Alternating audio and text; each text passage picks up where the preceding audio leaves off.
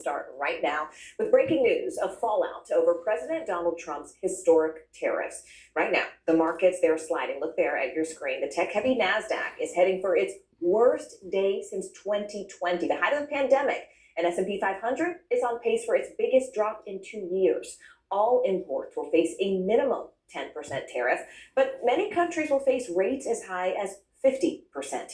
China will see another 34% tax on top of the 20% already in place, while Vietnam and Cambodia will see rates above 40%.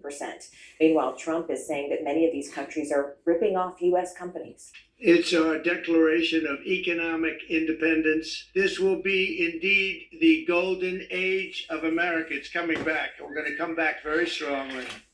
The new measure sparking reaction across the world as world leaders and CEOs try to navigate the added costs. Earlier today, the new Canadian Prime Minister announced 25% tariffs on all cars imported from the U.S. that are not USMCA compliant. It's in response to the U.S. auto tariffs that went into effect at midnight. Now, some companies, they're already making major changes. Chrysler owner Stellantis pausing production already at 2 assembly plants in Canada and Mexico. They are laying off hundreds of workers here in the U.S. as well. NBC News business and data correspondent Brian Chung joins us now. So Brian, obviously we understand the president is saying we want to bring manufacturing back to America, but we are already seeing some of the pain points because everything is so globally interconnected. So, I mean, let's talk realistically. Nothing is going to happen quickly.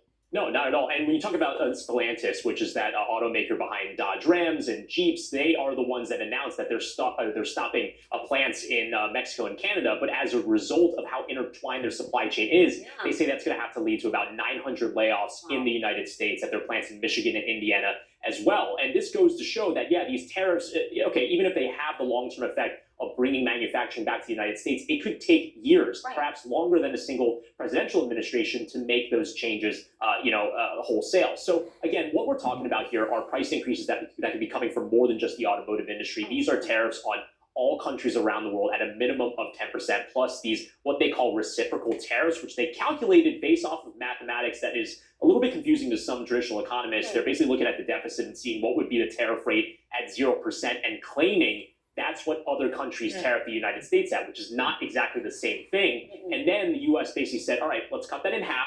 That's the rate that we're going to charge them. So 2 things on that point. First, the math on how they calculate that, again, a little bit confusing. But then secondly, it implies that the United States could further ratchet up those rates that they're now charging on these countries effective, this Saturday into next Wednesday as well with this new round of tariffs that were announced in the Rose Garden yesterday.